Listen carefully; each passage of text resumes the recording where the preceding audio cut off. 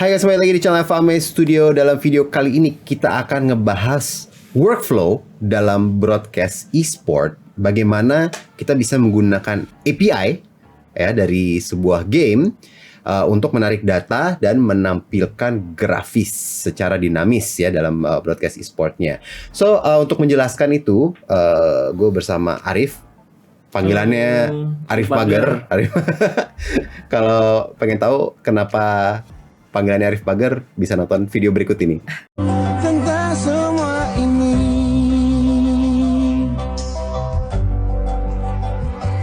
kau hancurkan diriku saat engkau pergi. Ya, itulah alasannya kenapa dipanggil Arif Pagar. Dan by the way, Arif ini adalah IT kita ya di FAME Studio, IT in-house kita. Dan dia mengurus semua yang berhubungan dengan networking, database, sampai dengan API. So, banyak sekali teman-teman yang sudah komen dan pengen tahu lebih banyak gimana sih caranya kita bisa nge-pull API dan sebagainya. Dalam video kali ini bukan tutorial ya, kita bukan nunjukin teknisnya segala macam, tapi ini lebih ke konsepnya dan workflow-nya. Tapi jangan khawatir, setelah ini video berikutnya kita akan yang benar-benar nunjukin caranya lebih dalam lagi. So, gue akan coba jelasin dulu ya. Kalau misalnya gue stuck, gue akan nanya ke Arif, dia akan lanjutin. So, pertama sebelum kita ke mikronya ya, kita tunjukin ininya dulu ya, setupnya dulu ya. Di sini gue ada sebuah diagram setup e-sport ya, e-sport event. Ini ceritanya gamenya PUBG dan ceritanya ada stage ya, ini di venue, terus ada playernya, atlet-atletnya, terus ada multicam ya untuk nge-shoot playernya, dan ada ruangan broadcast yang menerima input dari stage audio dan video dari stage-nya. Dan biasanya ada tim observer ya. Ini adalah kameramen yang khusus mengambil gambar dari in-game-nya, dalam gamenya, betul. Dan ini by the way ini ada casternya juga atau hostnya, dan ini kayaknya setup pandemi ya. Casternya di rumah, jadi lewat Discord masuk ke broadcast-nya. Tapi kalau sekarang kayaknya udah dari stage juga sih semua ya untuk casternya dan sebagainya. Nah, yang menarik itu yang ada di sebelah kiri sebenarnya ya. Dan di sini bisa lihat, di sini ada starting point, dan ini adalah game API-nya. Ini adalah game PUBG-nya ya, ceritanya di sini. Dan bisa dilihat di sini ada observer-nya. Ini sebetulnya sama ya, bisa salah satu dari observer-nya bisa role-nya sebagai starting point-nya ya. Bisa. Nah, dari sini datanya di-pull ke dalam database management ini, dan dari database-nya ditarik ke PC yang khusus untuk real time motion graphic ya. Di video sebelumnya gue udah ngebahas tentang apa itu real time motion graphic. Nah, di sini contohnya menggunakan WASP 3D dia. Ini salah satu option aja. Ini bukan banyak pilihan software lainnya, tapi ini yang kita gunakan. Dan ini yang cocok dengan kantong kita lah ya. Ini yang affordable, yang kita mampu. Karena yang lainnya banyak yang harganya wah banget. Oke, so ini makronya gini ya, ini yang terjadi, ini setup e-sports workflow-nya seperti ini. Dan sekarang gue pengen ngebahas sedikit tentang lebih ke detail teknisnya ya. So, ini ceritanya kita ada dua PC ya, ini PC yang grafis tadi, yang real time motion graphic tadi, dan ini ceritanya salah satu observernya ya. Betul. Dan observernya ini pastinya sudah punya PC kliennya ya. Jadi ini bukan cuma sekedar gamenya, tapi ini game yang sudah diberikan akses ya dari developernya. Jadi biasanya kalau kita mau ada kompetisi, kita laporan dulu, kita mau ada kompetisi tanggal sekian, nanti kita dikasih PC client, PC observer, untuk menarik. Iya, yang ada API-nya. Jika tidak ada API-nya, kita nggak bisa narik datanya. Betul. So ini API-nya ya, dan API-nya ini ibarat itu kayak jembatan di jembatan ya. Dari sebelah kiri ini ada semua data-data yang ada dalam gamenya kan, karena kan dalam sebuah game itu kan datanya banyak ya, ada informasi tentang playernya, tentang posisinya, tentang killnya, nyawanya, segala macam, banyak sekali datanya. Nah, tapi pastinya kan nggak semua datanya yang di-provide oleh API-nya kan nggak semua data yang ada dalam gamenya kan, yang memang data-data yang kira-kira penting untuk digunakan dan penting untuk kebutuhan broadcast. Jadi sudah dipilih Dan kita harus, ini berarti kayak ada pintunya ya, kayak Iya, jembatannya itu jembatannya. ada ujung jembatannya, dan kita tinggal kayak Masuk aja. masuk terus ngambil. Iya, Makanya ini betul. istilah metode untuk ngambilnya itu adalah get method, Betul. get method. Terus kalau teman-teman penasaran nge-getnya itu gimana sih caranya, itu menggunakan web browser Iya. via IP gitu ya. Via endpoint. Oh, via Udah via disediain endpoint. dari developer. Oke, dan ini jadi yang API ini, endpoint-nya ini ada di bagian PC observer-nya, benar kan? Bisa di PC observernya. PC observer-nya, dan kita nge-get-nya itu dari si PC grafiknya, benar nggak? Betul.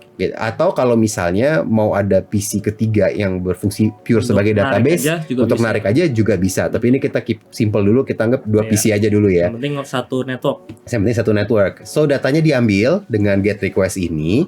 Nah masalahnya data yang udah diambil ini jatuhnya tuh kayak paket mentah, isinya tuh cuman kayak cuman angka-angka segala macam, dan kita kalau ngelihat nggak mungkin nggak make sense gitu. Iya. Kita nggak tahu ini tuh nyawa atau ini tuh Harus kayak dipilih satu-satu. iya damage atau apa, kita nggak paham. Nah supaya kita bisa membaca datanya, harus kita translate lah, ibaratnya ditranslate menjadi JSON atau XML, Iya, ya kan, betul. which is format database. Iya. Database. Nah kalau sudah masuk ke format database, baru bisa kita memahami kontennya, dan dari situ bisa kita rapihin, kan? Di sini di gambar ini kita ada contohnya nih. Ini either pakai Excel gitu kan, atau misalnya di sini ada WASP 3D. Kenapa kita pisah? Ini kita cuma nyontohin aja bahwa beberapa aplikasi real time motion graphic itu mereka sudah menyiapkan database yang udah integrate dengan sistemnya. Betul. Jadi kalau kita pakai WASP 3D nih, kita sebenarnya nggak perlu buka datanya di Excel lagi. Betul. Ya kan, bisa langsung ke database-nya dia, karena memang dia sudah Iya, dibuat untuk, dikalkulasiin di dalam situ. karena memang dia sudah dibuat untuk e-sports. Iya. Jadi mereka kayak membuat tugas kita lebih gampang. Benar nggak sih sebenarnya? Mudah. Iya. Apakah si WASP 3D ini nggak bisa ngambil data dari Excel? Bisa juga. Bisa juga kalau kita mau manual input, bisa juga. Tapi bisa lebih baiknya kalau kita udah pakai aplikasi kayak WASP 3D, ya mendingan langsung aja kan.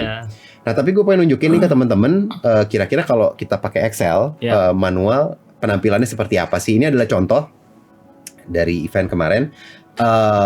Kira-kira datanya yang bisa kita tarik tuh seperti ini ya. Jadi ada ini player info, player name-nya siapa, akan ID-nya, terus timnya apa, tim ID-nya berapa, kan is firing or not, apa has mati atau masih hidup, false berarti has died, false berarti masih hidup kan, kira-kira sampai seperti itu. koordinatnya aja ketemu. Health-nya, pokoknya banyak sekali data yang bisa kita tarik ya. Betul. Dan kalau misalnya kita sudah dapetin semua data ini, kita bisa tampilin di real time MoGraph-nya ya. Oke, nah kira-kira bisa kita tampilin di dengan WASP 3D, kira-kira seperti ini ya. Jadi ini datanya, misalnya ini disimplify ya, tadi kan banyak banget ya. Misalnya ini nama timnya, terus ini ada poinnya gitu kan. Ini kita anggap manual ya. Manual. Ini kita anggap manual. Jadi kalau kita ketik poinnya di sini misalnya 500, ya dia akan berubah jadi 500 juga. Dan otomatis akan naik ke atas. Betul. Karena memang di setting ascending ya. Descending. Jadi yang paling tinggi poinnya pasti di atas, yang poinnya paling rendah di bawah gitu. Dan ini sebetulnya bisa disetting ya di WASP 3D ya. Bisa gue pengen yang gede di bawah, yang kecil di atas. Ini benar-benar sangat-sangat dinamis dan mudah untuk merubahnya. So ini adalah contoh yang manual ya, jika kita menggunakan Excel. Nah tapi kalau misalnya kita menggunakan yang full API tadi, ini kan manual. Kalau kita full API tadi, Excel-nya akan berubah sendiri, bener kan? Betul. Akan terupdate sendiri. Iya. Akan terupdate sendiri, dan dia walaupun ada delay sedikit nggak sih? Bener nggak sih? Kalau pakai Excel? Kalau pakai Excel ya, dia nggak nyampe 1 menit. Nggak sampai 1 menit. Dia akan kayak nge-save terus gitu ya. Iya, akan nge-save terus. Jadi dia nge-update sendiri karena datanya yang dia ibaratnya dia nge-refresh, ya kan? Nge-refresh data yang dari API, di-refresh lagi data yang dari API, dan akan merubah skor yang ditampilkan di grafisnya. Nah, tapi jika kita menggunakan yang langsung ke database-nya WASP 3D, itu kalau nggak salah nggak delay-nya lebih sedikit, benar nggak sih? Iya, karena dia udah otomatis gitu loh.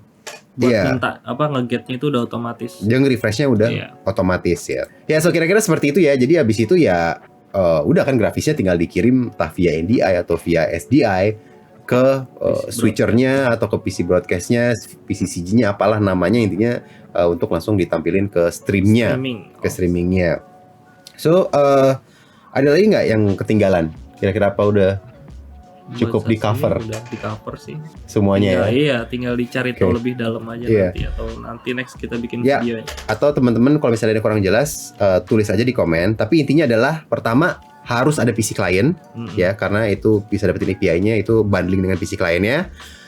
Harus ada seseorang yang paham tentang database dan nge-pull datanya ya. Jadi ada istilahnya dari tim broadcastnya harus ada orang IT yang paham ya, karena tidak semudah itulah, minimal adalah basic Iya, background basic. networking segala macem harus ada, yang paham databasing ada, dan pastinya kalian akan membutuhkan software yang bisa menggunakan semua data ini untuk ngedisplay grafisnya secara dinamis ya, karena kalau udah nge-pull datanya tapi kayak kita nggak ada software yang buat nampilinnya, kayak misalnya vMix, oke dia bisa nampilin tapi ya udah gitu aja gitu, dia nggak bisa kayak dinamis yang bawah turun ke atas segala macam.